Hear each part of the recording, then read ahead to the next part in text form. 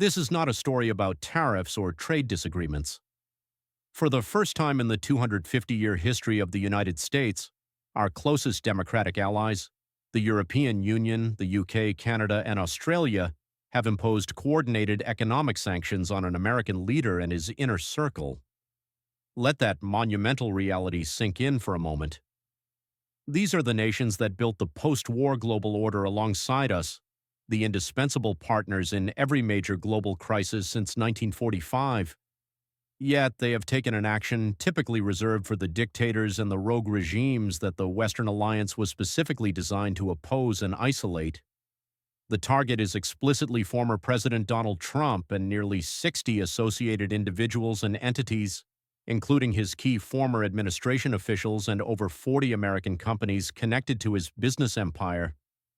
The measures are severe, sweeping across major world economies, asset freezes across 4 major allied jurisdictions, broad travel bans, and absolute financial transaction restrictions. The announcement came simultaneously from 4 different capitals: Brussels, London, Ottawa, and Canberra at precisely 6 a.m. Eastern Time. This was a thoroughly orchestrated move designed for maximum strategic, political, and economic shock before the U.S. markets could even open. And the official rationale behind this unprecedented coordination is where the alarm bells should be deafening for every constitutional lawyer. The joint statement didn't cite minor policy disputes. Instead, it cited documented corruption, systematic constitutional violations, and the deliberate undermining of democratic institutions that, in the Allies' collective judgment, constitutes a direct and immediate threat to the stability of the entire Western alliance. We are witnessing a profound and historic fracture, a moment where the foundational trust between the world's leading democracies has completely collapsed. In this detailed analysis, I will break down the precise legal and intelligence evidence that pushed these governments past the point of no return. We will explore the chilling historical parallels, the immediate and long-term economic fallout, and why this goes far beyond one politician. It touches the very core of our national security and economic stability. I am Daniel Kershaw, and this channel provides independent legal and political analysis. I don't work for any campaign or party.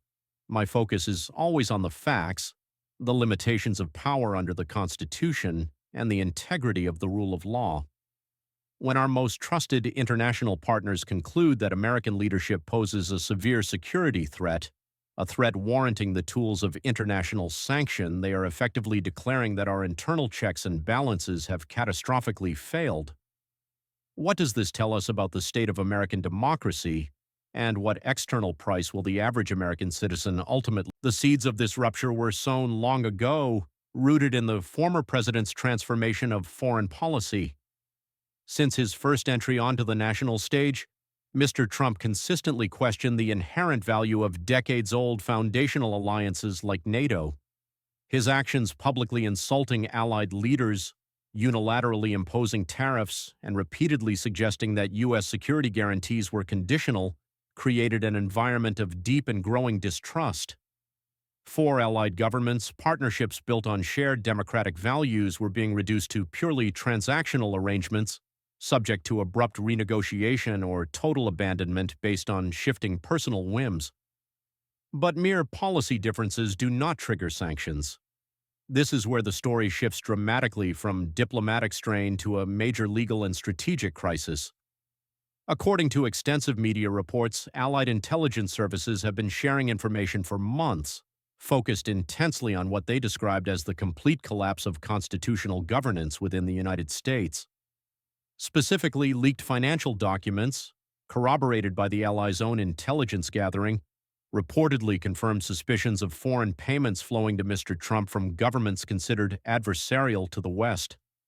One intelligence official, speaking anonymously, noted that they had been monitoring this financial flow for years, but the full scope and proof were only verifiable after certain internal U.S. leaks came to light. This situation demands a comparison to historical precedent. Throughout the Cold War, the U.S. and its allies maintained an unbroken strategic front, even through deep policy disagreements like the Suez Crisis or various military deployments. Never did one side formally sanction the other. The fact that the Allies invoked a legal framework similar to the Global Magnitsky Act, a law primarily used to target high-level corruption and grave human rights abuses to penalize a former U.S. president, is historically and legally profound. It suggests they reached an irreversible conclusion that continuing to treat the U.S. as a normal partner was effectively enabling a level of corruption that became a direct and intolerable threat to their national security and democratic integrity.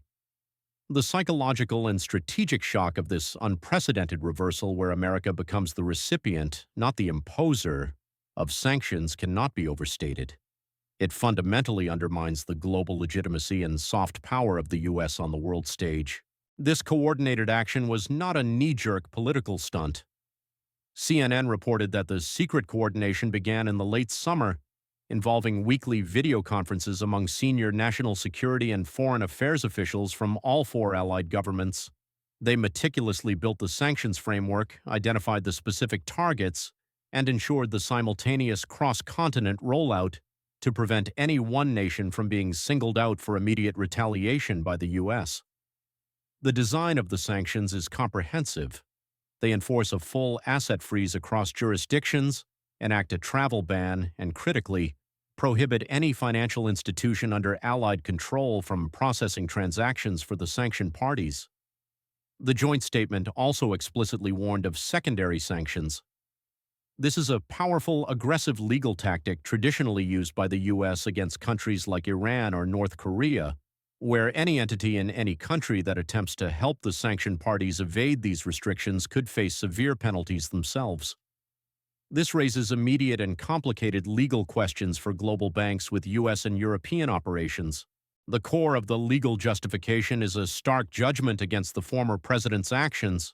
It cited documented evidence of corruption, obstruction of justice in federal proceedings, and actions that constitute a fundamental threat to democratic governance.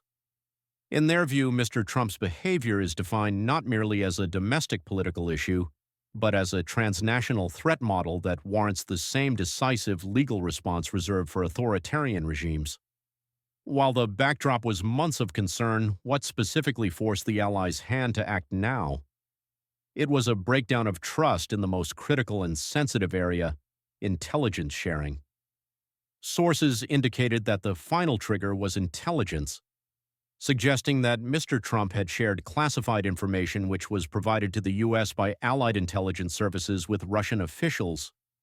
An intercepted communication was reportedly described, where a Russian intelligence officer discussed information that could only have originated from the Allied intelligence apparatus.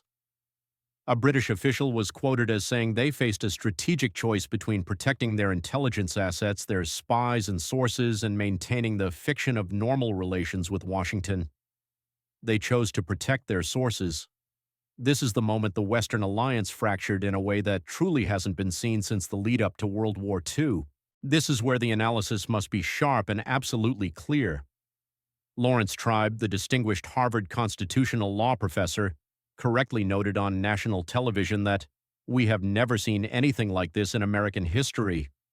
The very fact that allied democracies would use their legal instruments to treat an American president as they would a corrupt authoritarian is a terrifying, self-fulfilling prophecy, suggesting they concluded he had, in fact, adopted those authoritarian characteristics.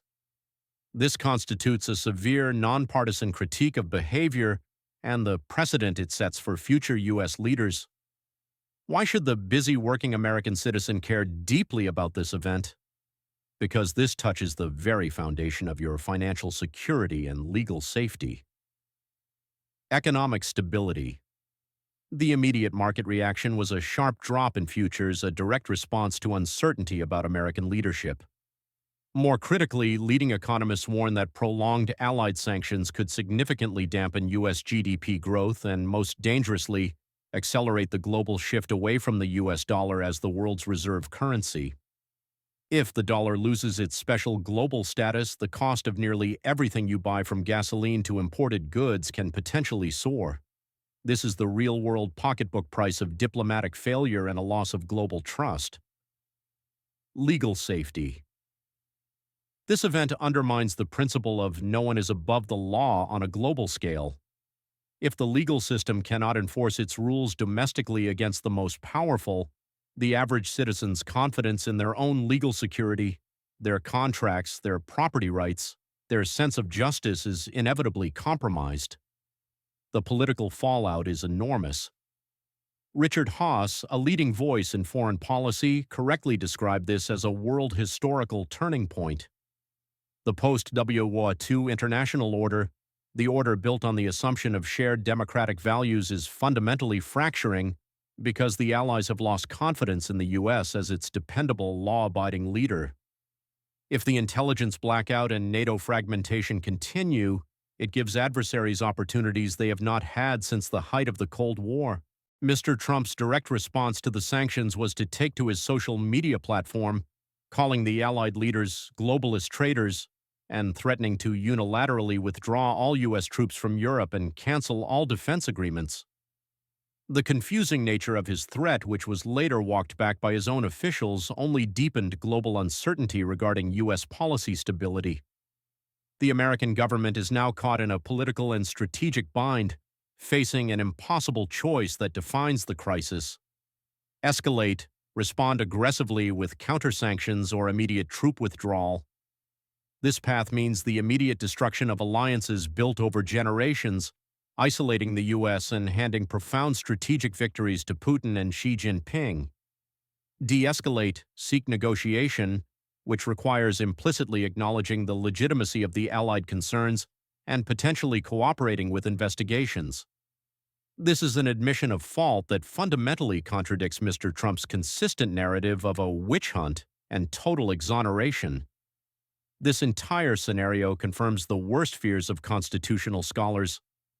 When the internal checks the courts, Congress, the cabinet fail to contain executive power, the external check is all that remains.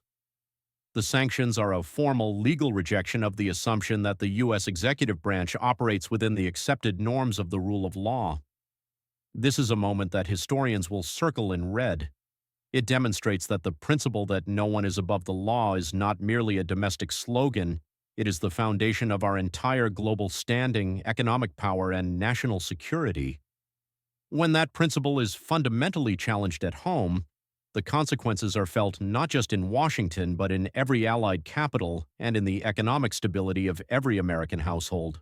The coordinated sanctions are not just an embarrassing diplomatic spat, they are an economic and national security crisis that directly impacts the stability of the Western world. It is about whether America can truly remain the leader of the democratic order when our most vital democratic partners have formally concluded that our leadership poses a systemic risk. This complete collapse of trust, built over decades, will cost every American taxpayer and compromise global stability for years to come.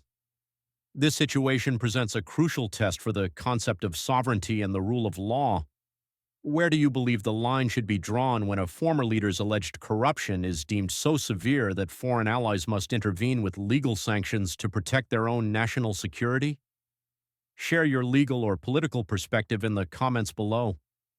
The economic fallout and the intense political maneuvering in Washington are only just beginning. If you want to continue receiving sharp, independent analysis grounded in the Constitution and facts on how these seismic legal and political events will affect the dollar, your freedoms, and your safety, please consider subscribing to the channel and hitting the notification bell. I'm Daniel Kershaw. Thank you for staying with me on this crucial story.